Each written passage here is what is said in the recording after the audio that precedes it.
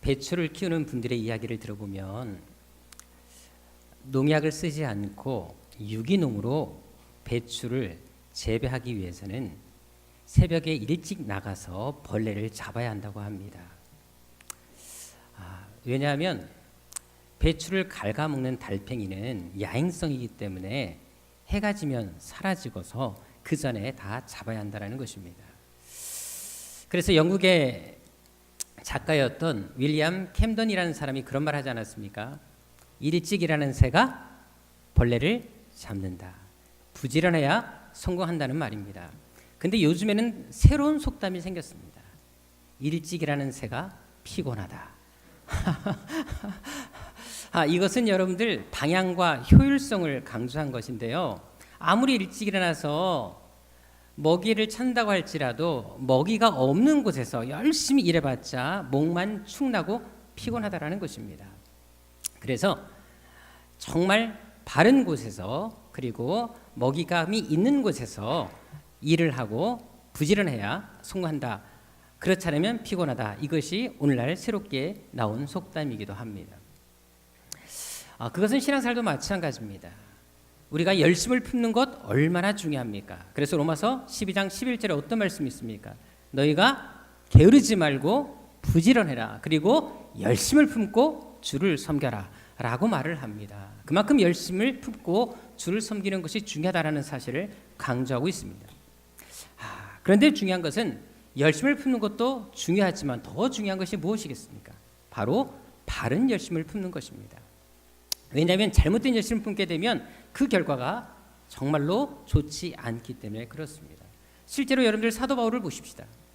사도 바울이 예수님을 제대로 알기 전에는 어떤 인생을 살았습니까? 그는 기독교에 반하는 반기독교적인 삶을 살았던 사람이었습니다. 그런데 왜 그렇게 살았던 이유가 어디 있었습니까? 빌립보서 3장 6절에 나와 있는 것처럼 열심 때문이었습니다. 잘못된 열심이 그로 하여금 잘못된 행위를 하게 했다라는 것입니다. 그래서 결국은 아무리 열심을 품었다 할지라도 그 열심이 잘못되게 되면 자신뿐만 아니라 다른 사람까지 해칠 수 있다는 사실들을 우리는 알 필요가 있습니다. 그래서 열심을 품더라도 바른 열심을 품고 신앙생활 하더라도 제대로 신앙생활하는 것이 이렇게 중요하다는 사실을 알 수 있다는 것입니다. 그것은 오늘 본문을 통해서도 발견할 수가 있습니다. 오늘 본문은 예수님의 무덤을 찾아갔던 여인들과 천사들이 나눈 대화입니다. 자, 그런데 여기서 보게 되면 천사들이 여인들에게 전한 소식이 무엇이었습니까? 바로 예수님이 부활하셨다라는 소식이었습니다. 자, 여러분 한번 제가 여러 종교 문헌들을 읽어보았습니다. 우리는 세계에서 나올 만한 종교 문헌, 서적, 경전들을 거의 다 읽어보았는데요. 근데 정말 신기한 것은 기독교와 다른 종교의 뚜렷한 차이가 한 가지가 있습니다. 그것이 뭔지 아십니까? 유교를 창시한 공자도 그렇고 불교를 창시한 석가모니도 그렇고 이슬람교를 창시한 마호메트도 그렇고 그들에게는 다 무덤이 있다라는 것입니다. 그리고 그들의 시체가 있다라는 것입니다. 자, 그런데 기독교는 예수님의 시체가 없다라는 사실입니다. 세상에 어떤 종교를 다 찾아보십시오. 유일하게 시체가 없는 것은 기독교밖에 없습니다. 왜일까요? 예수님이 부활하셨기 때문에 그렇습니다. 그래서 예수님의 무덤 역시 존재할 필요가 없는 것입니다. 실제로 여러분들 이스라엘을 가시게 되면 예수님이 태어나신 곳 그리고 예수님이 사역하셨던 곳 정말 많은 곳을 다 가볼 수가 있습니다. 그리고 다 그 장소마다 의미를 다 부여했고 나름대로 사람들이 방문할 수 있도록 다 길을 그리고 모든 것들을 데스크를 만들어 놓았습니다. 자, 그런데 놀랍게도 이스라엘 곳곳을 아무리 다녀봐도 유일하게 찾을 수 없는 것이 있습니다. 그것이 바로 예수님의 무덤입니다.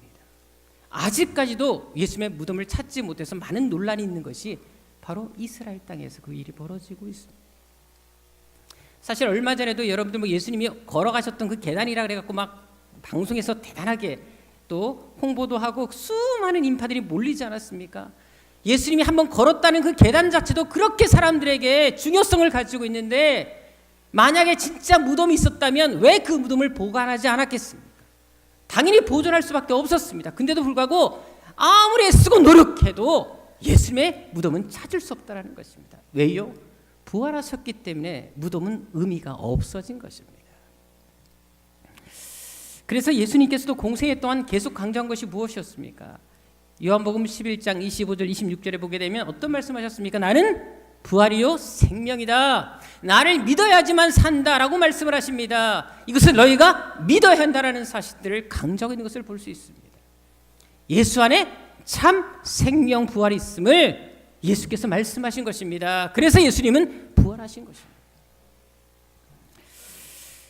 따라서 오늘 본문의 이 여인들 역시 예수님의 부활을, 그 소식을 들었을 때 얼마나 기뻤겠습니까?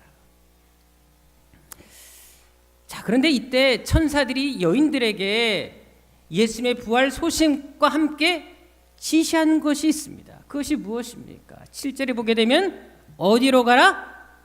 갈릴리로 가라고 합니다. 예수님께서 먼저 너희보다 갈릴리로 가 계실 거니까 제자들한테 가서 예수님이 거기서 보자고 하더라 라고 전하라고 지시를 합니다. 자, 그런데 이 명령은 여기서 끝나지 않습니다. 10절에 보게 되면 이번에 예수님이 나타나십니다. 이 여인들에게 나타나서 또 무엇을 지시하십니까? 동일하게 갈릴리로 내가 먼저 가 있을 테니까 제자들에게 갈릴리에서 내가 만나자고 하더라 전하라고 말을 하십니다. 직접 말씀까지 하십니다.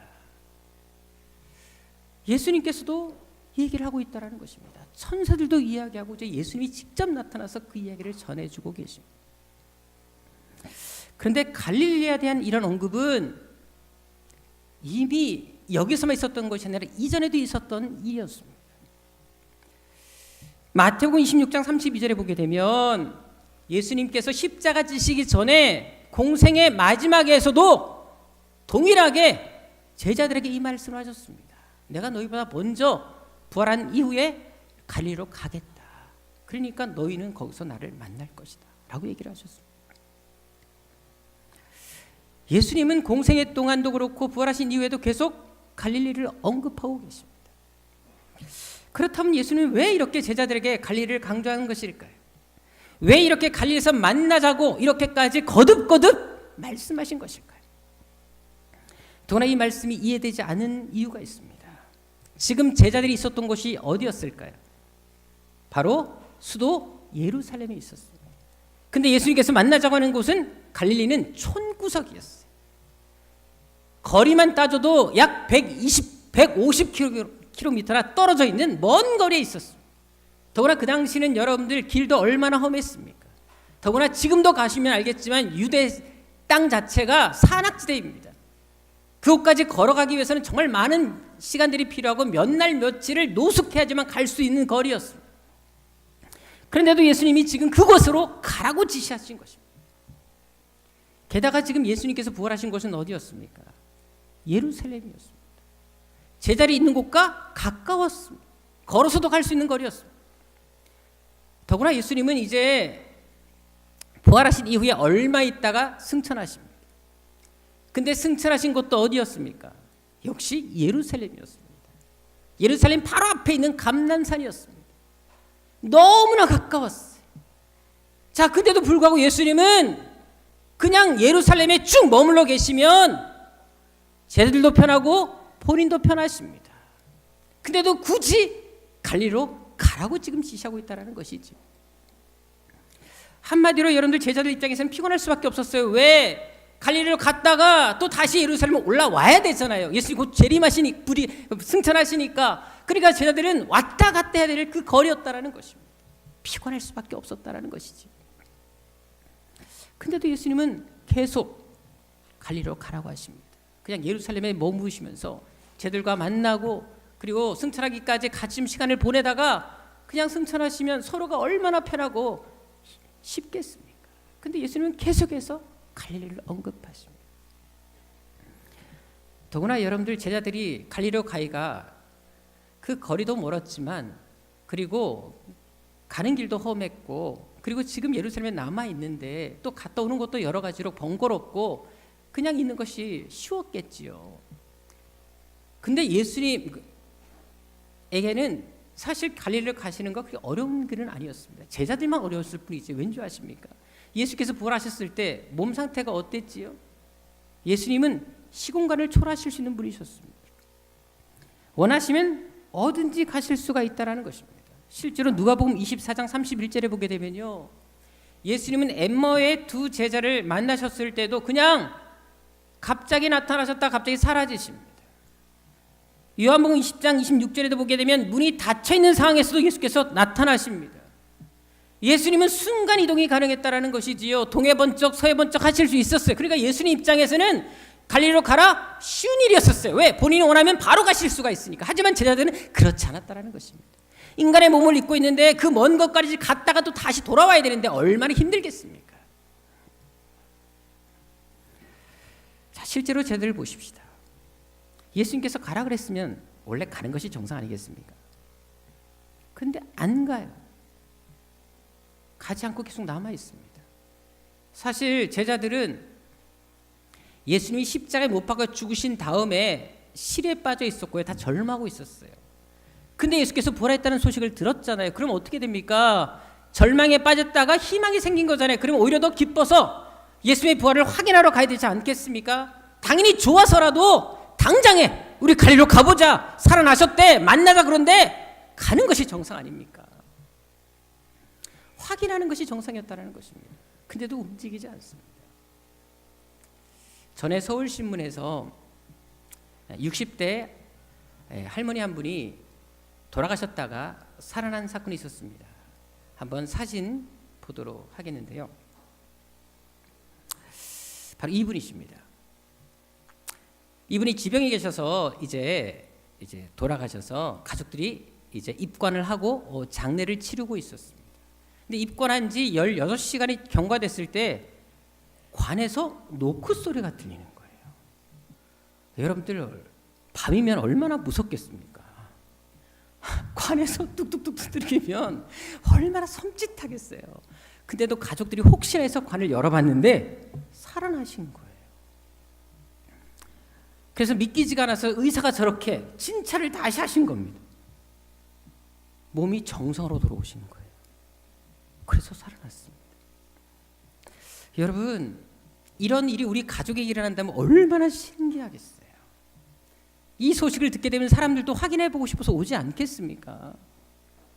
그렇다면 제 아들은 어땠을까요? 지금 평생 자기의 모든 삶의 목표였고 그리고 예수님만 바라보고 쫓아왔던 제자들이었는데 그분이 죽었다 살아났답니다. 그럼 얼마나 좋겠어요. 쫓아가서 확인해야지요. 근데도 움직이지 않습니다. 부활의 소식을 전에 들었음에도 불구하고 가만히 있습니다. 더구나 부활을 목격했다는 사람들이 한두 명이 아니었었어요. 계속 증언자가 나타나면서 제자들에게 그 소식을 알려줍니다. 게다가 여러분들 요한복음 20장 3절에 보게 되면요, 제자들이 하도 그 소식이 들려오니까 대표되는 베드로하고 또 한 제자가 예수의 무덤까지 가서 시체가 없는 것까지 확인하고 왔어요. 그러면 이제는 가야 되지 않습니까? 그런데도 안 갑니다. 그냥 머물러 있습니다. 그러니까 이제 예수님께서 어떻게 하십니까? 가라 그래도 안 가니까 직접 나타나십니다. 그것이 요한복음 20장 19절 말씀입니다. 직접 나타나서 그들과 대화까지 하십니다. 근데 중요한 것은 이것이 한 번이 아니었습니다. 또 한 번 또 나타나십니다. 요한복음 20장 26절에 보면 8일 후에 또 나타나십니다. 이 말은 뭘까요? 8일 동안 여전히 안 움직이고 있었다는 것입니다. 여러분들, 예수님은 정말 갈릴리에서 제자들과 만나고 싶은데 제자들은 끝까지 고집 피우고 안 가고 있었다는 것입니다. 그러니까 거듭거듭 나타나서 본인의 살아계심을 보여주고 갈릴리로 오도록 요청한 것입니다. 그래서 여러분 마태복음 28장 16절에 보게 되면 이 일을 다 겪은 다음에 비로소 제자들이 갈릴리로 가는 것을 볼 수가 있습니다. 그렇다면 예수님께서는 왜 그렇게 제자들에게 갈릴리로 가라고 하신 것일까요? 지금까지 사역하신 곳이 참 많았어요. 근데 왜 하필 그 많은 장소를 두고 이 갈릴리에서만 보자라고 얘기를 하시는 것이겠습니까? 그 이유가 마가복음 1장 16절 17절에 나와 있습니다. 갈릴리는 어떤 곳인 줄 아십니까? 여기서 보게 되면 예수님께서 갈릴리를 지나가시다가 제자들을 부르시는 것을 볼 수가 있습니다. 또한 19절 20절에도 보게 되면 또 가시다가 이 갈릴리 해변에서 여전히 또 제자들을 부르시는 것을 보실 수가 있습니다. 한마디로 갈릴리는 예수님께서 제자들을 부르신 곳이었다라는 것입니다. 자, 그런데 이때 제자들은 어떻게 예수님을 따라갑니까? 20절에 보는 것처럼 가족도 포기하고 예수님을 쫓아갑니다. 심지어 18절에 보게 되면요, 생업도 포기합니다. 자신의 직업도 포기합니다. 잡은 물고기도 포기하고 바로 예수님을 쫓아가는 것을 볼 수가 있습니다. 한마디로 갈릴리는 제자들이 예수님께 처음 부름받았던 곳, 첫 소명의 자리, 바로 모든 것을 버려두고 예수를 쫓아갔던 헌신의 자리였다라는 것입니다. 그래서 마가복음 15장 41절에도 보게 되면 제자들뿐만 아니라 갈릴리에 있었던 여인들까지도 예수님이 가신 곳곳마다 열심히 쫓아다녔던 것을 볼 수가 있습니다. 그들의 삶에 있어서 가족, 부, 명예 그 어떤 것보다도 오직 예수님이 중요했다라는 것입니다. 한마디로 갈릴리는 제자들에게 있어서 주님을 처음 만났던 감격의 장소였습니다. 주님을 뜨겁게 사랑했던 첫사랑의 장소였다는 것입니다. 제가 전에 봤던 영화 중에 건축가 개론이라는 영화가 있습니다. 혹시 건축가 개론 보신 분, 특히 여자분들은 대부분 보셨을 것 같아요. 남자들은 이런 영화 별로 안 좋아해서 잘 안 보시지요. 근데 저는 뭐 보고 싶은 게 아니라 TV에서 우연히 하는 걸 보다가 저도 별로 그런 장르를 안 좋아하는데 그냥 푹 빠져서 끝까지 보게 됐습니다. 그런데 그 영화를 보게 되면 어떤 내용입니까? 첫사랑의 아련한 추억을 그리워하는, 정말 세월이 지난 다음에 첫사랑을 우연히 만나서 결국 사랑이 다시 싹 트는 그런 영화 아닙니까? 자, 그런데 두 사람이 또 한동안 만납니다. 서로 교제합니다. 그러면서 옛 사랑의 첫사랑의 추억들을 되새기기도 합니다. 자, 그런데 두 사람이 어떻게 되죠? 둘이 결국은 다시 사랑을 키워서 만나서 결혼해서 잘 먹고 잘 살았다. 전 이럴 줄 알았어요. 그런 기대를 가지고 끝까지 봤습니다. 근데 어떻게 됐습니까? 감독이 지 마음대로 헤어지게 만들어버렸습니다. 한동안 마음이 좀 씁쓸하더라고요. 자, 그런데 이 영화가 상영된 다음에 실제로 많은 사람들이 첫사랑을 되게 그리워했다라는 글들이 되게 많이 올라왔습니다. 자, 그런데요, 한 결혼 정보 회사에서 이 영화가 상영된 다음에 남녀 1000명을 대상으로 설문조사한 적이 있었습니다. 그만큼 이 영화가 파급효가 컸다라는 겁니다. 그런데 첫 번째 질문이 뭐냐?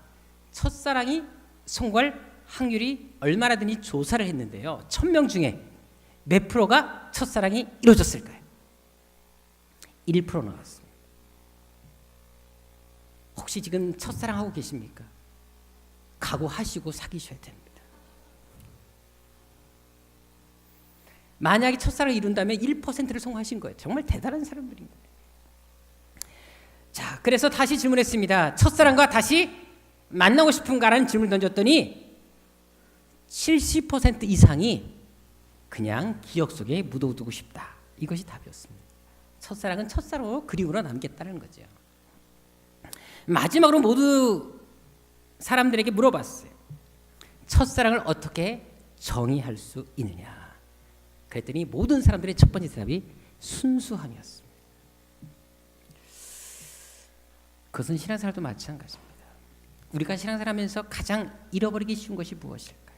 순수함입니다. 처음 가졌던 사랑, 처음 가졌던 마음, 주님께 처음 가졌던 열심을 잃어버리기 쉽다라는 것입니다. 실제로 목회를 하다 보면 처음 열심히 했던 분들 중에 나중에 그 열정이 다 식어버린 분들을 볼 때가 있습니다. 한때 리더로 앞장서서 봉사했던 사람들, 중직자로서 교회에서 직분을 맡아서 헌신했던 사람들 중에서도 어느 순간부터 갑자기 휴명기에 접어들어서 얼굴이 잘 보이지 않는 분들도 있다는 사실입니다. 자, 그렇다면 여러분들 어떠십니까? 처음 믿을 때와 지금은 어떠십니까? 더 헌신하고 계십니까? 더 열정을 품고 계십니까? 더 뜨거우십니까? 그래서 우리가 처음 신앙, 처음 열심, 첫사랑을 잃어버리지 않는 것이 중요하다는 것입니다. 자, 그것은 오늘 본문의 제들도 마찬가지였습니다. 처음 갈릴리에서 예수님을 만났을 때만 하더라도 그들은 생업도 포기했습니다. 직업도 포기했습니다. 물질도 포기했습니다. 가족도 포기했습니다. 오직 예수님만 바라보고 이 십자기를 향해 걸어왔다는 것입니다. 그런데 3년이 지난 지금의 모습은 어떤가요? 더 성장했습니까? 더 나아졌습니까? 오히려 더 퇴보했습니다. 갈릴리에서 가졌던 그 처음 뜨거웠던 열정 신앙이 식어버리고 말았다는 것입니다. 그래서 마태복음 26장 14절 15절에 보게 되면 제자 중 하나였던 유다가 예수를 팔아버리고 배반해버립니다. 또한 14절에 보게 되면 제자를 대표했던 베드로 역시 예수를 저주하고 부인하고 맹세까지 하는 것을 볼 수가 있습니다. 56절에 보게 되면 이제는 제자들 모두가 다 예수를 버리고 도망가는 것을 볼 수가 있습니다. 즉 갈릴리에 있었을 때와 달리 지금은 이전의 모습을 찾아볼 수 없다는 것입니다. 세상에 찌들고 높아지려고만 하고 자기의 안전만 생각하는 사람들로 전락해버리고 말았다는 것입니다. 그래서 예수님은 부활하시자마자 제자들에게 갈릴리의 그 뜨거운 신앙으로 돌아가자. 처음 소명의 자리, 첫사랑의 헌신의 자리, 거기서 다시 시작하자. 이것을 그들에게 당부하신 것입니다. 실제로 요한복음 21장 2절에 보게 되면 예수님께서 갈릴리에서 제자들을 만나시는 것을 볼 수가 있습니다. 자, 그런데 그때 하신 말씀이 무엇이었나요? 갈릴리에서 만남은 성경 기록으로 볼 때 이것이 처음입니다. 근데 이 만남에서 예수님께서 제자들에게 하셨던 질문이 무엇입니까? 15절에 보십시오. 너희가 나를 진정으로 사랑하느냐? 라고 질문을 던집니다. 근데 이것은 한 번 질문하지 않으셨습니다. 16절에 보십시다. 역시 여전히 네가 나를 사랑하느냐? 라고 질문하십니다. 17절에도 세 번째 거듭거듭 너가 나를 사랑하느냐? 라고 질문하십니다. 왜 이렇게까지 질문하신 것이겠습니까? 왜 갈릴리에서 만나자마자 첫 질문이 이 질문이었겠습니까? 너희들이 실패한 것은 사랑이 식었기 때문이라는 것입니다. 열정이 식었기 때문이라는 것이지요. 그래서 다시 이제 시작하면 안 되겠니? 이곳에서 다시 그 열정을 회복하면 안 되겠니? 그 질문을 던지고 계시는 것입니다. 갈릴리의 그 처음 신앙으로 돌아가자. 이것이 갈릴리에서 만나자는 예수님의 뜻이었습니다. 사실 우리가 주님의 일을 하는데 세 가지 자세가 있습니다. 남들만큼 하는 것이 있고요. 남들보다 적게 하는 것이 있고요. 남들보다 더 많이 하는 것이 있습니다. 자, 그렇다면 여러분들은 어떻게 주님에 대해서 어떤 자세를 가지고 사역하고 계십니까? 하지만 주님께서 우리에게 요구하는 것이 어떤 것일까요? 자, 15절 다시 보십시다. 이 사람들보다 나를 더 사랑하니? 라고 질문을 던지십니다. 여러분들 예수께서 원하시는 수준이 어느 정도인지 아시겠습니까? 여기 이 사람들보다라는 단어는 원어 성경을 찾아보게 되면 단순하게 사람만 가리키는 것이 아닙니다. 사물까지도 포함되어지는 단어입니다. 이 말은 뭐냐? 세상에 존재하는 사람들뿐만 아니라 이 세상에 존재하는 그 어떤 것보다 나를 더 사랑할 수 있느냐라고 질문을 던지신 것입니다. 즉 예수님께서 원하시는 사랑의 수준은 최고의 사랑을 원하신다는 것입니다. 적당히 사랑하고 적당히 헌신하고 적당히 섬기는 삶이 아니라 죽기까지 철저하게 온 마음으로 온 힘을 다해 사랑하라. 처음부터 끝까지 변함없이 그 마음을 가져라. 아니 이전보다 더욱더 사랑하라. 이것이 바로 예수께서 우리에게 요구하시는 수준이십니다. 찬송가 315장에 어떤 찬송이 있습니까? 내 주 되신 주를 참 사랑하고 라는 찬송이 있습니다. 근데 그 가사가 어떻게 나옵니까? 3절에 보면 이렇게 나와 있습니다. 내 평생에 힘쓸 그 큰 의무는 주 예수의 덕을 늘 기리다가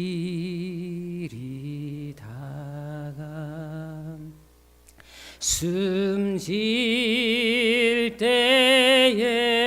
때에라도 내 할 말씀이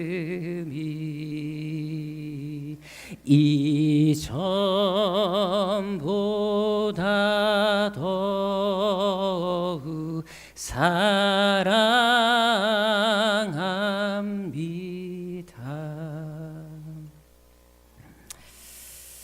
사실 누구나 주님을 만났던 첫 신앙의 자리, 첫 감격의 자리가 있습니다. 예수를 믿을 때 뭔가 가슴 찡하고 뭔가 나도 모르게 뜨거운 무엇인가 속에서 올라오는 듯한 그 경험을 한 사람들이 다 있어. 그렇다면 지금도 그때 그 감격을 그대로 간직하며 신앙생활하고 있으십니까? 교회만 오면 좋고 찬양하면 너무 행복하고 말씀만 읽어도 너무 행복해서 밤까지 셀 수 있는 그런 감격이 아직도 우리 안에 남아 있으십니까? 그래서 예수님은 부활하시자마자 가장 먼저 갈릴리에서 만나자라고 말씀하십니다. 처음 신앙, 처음 열심, 처음 사랑 회복해야 된다. 나만의 갈릴리, 너만의 갈릴리, 우리들만의 갈릴리를 회복해야 된다. 이것이 바로 예수께서 우리에게 요구하시는 부활 신앙의 가장 핵심이라는 것입니다. 우리가 부활을 축하하고 사람들에게 부활을 증거하는 것도 중요하지만 그 전에 먼저 내 신앙이 깨어나고 첫사랑을 회복하는 것이야말로 진정 중요하다는 사실을 알 필요가 있다는 것입니다. 사실 제가 이번 주 말씀을 준비하면서 교회와 신앙이라는 한 기독교 매거진에서 한 청년의 간증을 보게 됐습니다. 춘천 한마음교회 다니는 창목이라는 형제, 청목이 아니라 창목이라는 형제의 그 간증을 읽게 됐는데요. 이 형제입니다. 사진 한번 보도록 하겠습니다. 저 형제입니다. 지금 환하게 웃고 얼굴이 그래도 좀 순수하게 보이지만 얼굴부터 보십시오. 뭔가 좀 포스가 예사롭지 않지 않습니까? 근데 이 형제가 어떤 형제냐면 아주 철저히 무신론자, 하나님을 절대 없다, 나는 하나님 안 믿는다, 하나님 믿는 사람은 다 나약한 존재다 라고 주장했던 사람이었고요. 기독교의 반감도 되게 많았던 사람이었습니다. 또 술과 담배를 너무 좋아했어요. 그러니까 교회에 대해서 반감이 또 얼마나 컸겠습니까? 자, 그런데 이 사람이 왜 갑자기 교회를 나오게 되었냐면 누나와 함께 춘천의 유명한 음식이 뭡니까? 춘천 닭갈비. 그렇죠. 자, 확실히 먹는 거 하면 절대 빠지지 않는 사람들이 있습니다. 자, 근데 중요한 건 뭐냐면 춘천 닭갈비를 하다 보니까 하루 종일 장사를 하는 거예요. 몇 년 동안 너무 쉬지도 않고 일을 한 거예요. 피곤에 쩔어 있었습니다. 자, 그러던 중에 엄마는 교회를 다니셨는데 엄마가 하루는 아이한테 얘기를 한 거예요. 주일날 교회 같이 가자. 근데 그 말을 당연히 싫어했는데 생각해 보니까 어때요? 주일날 교회를 가면 일을 안 할 수 있잖아요.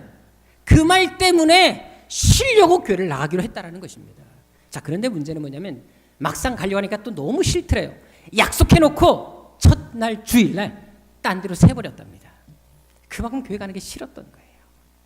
근데 어쩔 수 없이 또 가야 되잖아요. 결국 아니면 일해야 되니까. 그래서 할 수 없이 주일날 예배를 참석하게 됐는데 5만 가지 인상을 쓰고 맨 뒷자리에 앉아 있었다고 합니다. 자, 그런데 신기한 것은 전혀 처음 듣는 찬송인데요. 찬송을 듣다 보니까 눈물이 흐르더래요. 자기도 놀랐대. 왜 이러지? 그랬다는 것입니다. 여러분들, 찬송에는 힘 있고 능력이 있습니다. 그래서 우리의 삶을 얼마든지 바꿀 수 있는 그 능력이 거기 있다는 거 아십니까? 특별히 우리 보혈 찬송, 우리 성가대가 오늘 해주셨는데 여러분, 예수님의 피 보혈 찬송을 하시게 되면 악한 영이 절대 역사하지 못합니다. 그 가정, 그 개인에게 절대 역사하지 못합니다. 이것은 제가 집회 때 늘 사람들에게 알려주는 비법 중에 하나이기도 합니다. 찬송을 듣다가 이 형제의 마음이 열리기 시작하는 거예요. 근데 또 그날따라 목사님이 부활 설교를 하신 거예요. 근데 부활 이야기를 듣다 보니까 뭐 죽었던 사람이 살아나? 믿어집니까? 근데 이상하게 한번 알아보고 싶더라는 거예요. 왜 이렇게 많은 사람들이 그 예수의 부활에 대해서 증거하고 예수를 믿고 있는지 알고 싶어서 그때부터 한 달 동안 부활에 대해서 찾아보고 연구했다고 합니다. 자, 그런데 신기한 것은 뭐냐면 인터넷에 검색을 할 때마다 들어가 보면 안티 기독교 사이트였답니다. 교회에 대해서 비판하고 욕하는 거, 그 갖고는 도저히 알 수가 없더래요. 그리고 2주가 흘렀습니다. 그런데 새벽 2시쯤에 너무 배가 아파서 이제 화장실을 가게 됐는데요. 마침 청년 리더가 선물했던 책이 하나 있었다 그래요. 십자가, 바로 능력에 대한 십자가 관련된 예수님의 십자가 들어가신 그 사건에 대해서 쓴 책에 대한 그 내용을 선물 줬는데, 그거를 이제 가지고 그냥 어차피 화장실에 오래 앉았을 것 같아서 앉아서 담배를 피면서 그 책을 보고 있었다고 합니다. 근데 그 책을 보다 보니까 한 대목에서 눈이 멈춰졌습니다. 예수님의 제자들이 예수의 부활을 목격한 이후에 증인이 되었다는 말이었습니다. 이것을 충격을 받게 된 거예요. 왜? 예수님이 십자가에서 죽은 것을 분명히 두 눈으로 목격했고 실망과 절망에 빠졌던 사람들이 제자들이었는데 확인 사살까지 해서 상으로 찔렸잖아요. 근데도 그분이 살아났다라는 사실을 제자들이 목격하고, 그 목격한 것이 얼마나 확실했으면 목숨까지 내어놓고 복음을 전했겠는가. 이거는 사실일 수밖에 없다. 확신을 갖게 되었다는 것이죠. 근데 그 확신을 딱 갖는 순간부터 갑자기 예수의 십자가 사건과 부활 사건이 믿어지기 시작하면서 예수님께서 자기를 십자가에 못 박힌 사실들이 막 몰려오더라는 것입니다. 그래서 그 자리에서 화장실에서 담배 피다가 2시간 동안 펑펑 울면서 회개했다라는 것입니다. 그때부터 삶이 달라졌대요. 그렇게 술 담배가 좋았는데 술 담배가 끊어졌고요. 욕도 엄청 잘했는데 욕도 하지 않게 됐답니다. 그리고 가게 사람들이 올 때마다 다른 것보다 부활하셨다 예수님, 예수 믿어야 된다라고 전하기 시작했다. 전화 연락되는 친구한테 연락해서 너희들 예수 믿어야 된다, 부활하셨다 계속 증거했고요. 심지어 근처 대학교에 가가지고 만난 학생들보다 매일매일 부활의 복음을 전했다고 합니다. 얼마나 자주 갔는지 이제 거기 학생들 얼굴을 딱 보면 부활 선생님 왔다고, 아멘 부활 복음 이렇게 선포하더라는 것입니다. 먼저 인사를 하더라는 것입니다. 예수 부활, 아멘. 학생들이 얼마나 그 소리를 많이 들었으면 이런 고백을 했겠습니까? 근데 복음을 전하다 보니까 진짜로 사람들에게 비아냥거림을 당하기도 했고요. 핍박도 많이 당했다고 합니다. 자, 그런데 신기한 것은 여러분들, 그들이 어떤 핍박과 비아냥거린다 할지라도 자기가 깨달았던 그 복음을 전했대요. 부활에 대해서. 만약 예수님이 다시 살지 않았다면 왜 그 많은 수천 명, 수만 명, 수백 명의 사람들이 왜 죽음 앞에서 죽음을 두려워하지 않고 기꺼이 그것을 갖겠냐. 사실이 그렇게 되지 않았겠냐. 그리고 그 부활을 증거하지 않았냐. 그 말을 전했더니 아무 소리를 못하더랍니다. 심지어 자살을 결심했던 대학생은 이 복음을 듣고 그 자리에서 회심까지 하는 역사가 있었다고 합니다. 그래서 이 다음부터 이제 자기는 평생 주님 오신 날까지 이 부활의 복음을 전하며 살겠습니다 라고 간증하는 내용이 매거진에 실렸던 것입니다. 우리가 부활의 주님을 제대로 알게 되면 우리 인생은 달라질 수밖에 없습니다. 신앙은 말할 것도 없고요. 죽었던 열정이 불타올 수밖에 없습니다. 만약 내 안에 그 열정이 없다면 나는 부활의 주님을 지금 경험하지 못하고 있는 것입니다. 그래서 부활하신 예수님도 제자들에게 갈려서 만나자, 다시 시작하자, 다시 뜨거워지자, 다시 회복하자 라고 말씀하신 것입니다. 실제로 이 사건을 계기로 제자들이 어떻게 됩니까? 이곳에서 그들은 결단합니다. 네가 나를 사랑하니? 내가 주를 사랑하는 것을 주께서 아십니다. 믿음으로 고백합니다. 그리고 그들은 그곳에서 새로운 꿈을 꿉니다. 그 열심을 다시금 회복하고 예수님과 함께 예루살렘을 향해 올라갑니다. 그리고 그곳에서 그들이 어떤 것을 선포하게 됩니까? 사도행전 4장 12절에 선포합니다. 다른 이로서는 구원 얻을 수 없다. 천하 사람 중에 구원을 받을 만한 다른 이름을 우리에게 주신 일이 없다. 오직 예수만이 구원이시다. 소망이시다. 부활하셨다. 선포합니다. 근데 이 선포했던 장소가 어딘 줄 아십니까? 이 말했던 장소가 바로 감옥이었습니다. 신문받았던 장소였습니다. 전에는 죽음이 두려워서 예수를 피하고 도망하고 부인했는데 이제는 죽음까지 감당하면서 죽음까지 각오하면서 재판받는 자리에서 예수님만이 구원이다라고 선포하게 된 것입니다. 게다가 그들이 사람들에게 계속 했던 말이 뭔 줄 아십니까? 4장 33절에 보게 되면 예수의 부활을 증거합니다. 가는 곳곳마다 예수의 부활을 증거합니다. 내가 보았다. 예수의 살아계심을 보았다. 예수의 살아계신 그 증거들을 내가 직접 만져보았다 라고 얘기합니다. 어떻게 사람이 이렇게 달라질 수 있습니까? 어제 비겁자가 왜 이렇게 순교자의 길까지 갈 수 있습니까? 부활을 목격했기 때문에 그렇게 된 것입니다. 심지어 가룟 유다를 대신해서 이제 제자 한 명을 뽑아야 되지 않습니까? 근데 그 뽑을 때 그 기준이 뭔지 아십니까? 사도행전 1장 22절에 보십시오. 다른 사람이 아닌 이 부활을 증거할 사람을 제자로 뽑는 것을 볼 수 있습니다. 자, 그런데 보십시다. 이들이 부활을 선포했을 때 어떤 일이 벌어집니까? 사도행전 2장 41절에 보게 되면 3,000명이 주님께 돌아옵니다. 4장 4절에 보면 다시 5,000명의 사람들이 몰려듭니다. 부활의 복음 앞에 하나님의 기적과 역사가 나타나기 시작했다는 것이죠. 왜? 부활은 사실이니까요. 기독교의 가장 중요한 핵심이니까 이런 역사가 나타난 것입니다. 결국 제자들은 이 부활의 소망을 붙잡고 결단한 것입니다. 그래서 세계를 변화시키는 주역들이 된 것입니다. 하지만 반대로 원래 이 자리에 함께 해야 됐던 가룟 유다는 어떻게 됐습니까? 갈릴리 신앙을 끝내 회복하지 못합니다.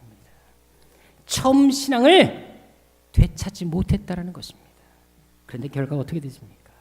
마태복음 27장 5절에 나와 있는 것처럼 결국 스스로 목매어서 자살해버리고 맙니다. 뜨겁게 섬기다가 그 신앙을 찾지 못하니까 더 비참하게 인생이 마감됐다라는 것입니다. 사도행전 1장 18절도 그것을 증거합니다. 심지어 그는 배가 터져서 창자가 흘러나와서 너무나 끔찍한 죽음을 맞았다는 사실을 증거하고 있습니다. 정말 신앙생활 잘했던 사람이 타락하게 됐을 때 얼마나 비참하게 될 수 있는지 보여주는 증거예요. 이제 우리에게도 가룟 유다의 길이 있습니다. 또 다른 제자의 길이 있습니다. 갈릴리의 신앙이 있고 예루살렘의 신앙이 있습니다. 그럼 여러분들은 어떤 길, 어떤 신앙을 소유하길 원하십니까? 오늘 부활주일을 맞이했습니다. 이 부활주일을 주님께서 허락하신 이유가 어디 있겠습니까? 다시금 우리의 신앙을 회복하길 원하지 않겠습니까? 세상에서 좋아했던 것들, 내가 즐거워했던 것들, 자주 찾고 가까이 했던 것들을 이제 내려놓고 다시금 첫사랑 회복하자. 뜨거워져라. 믿음을 회복해라. 오늘 기점으로 이전보다 더욱더 주님을 사랑하시는 여러분 되시기를 주의 이름으로 축원합니다. 기도하겠습니다.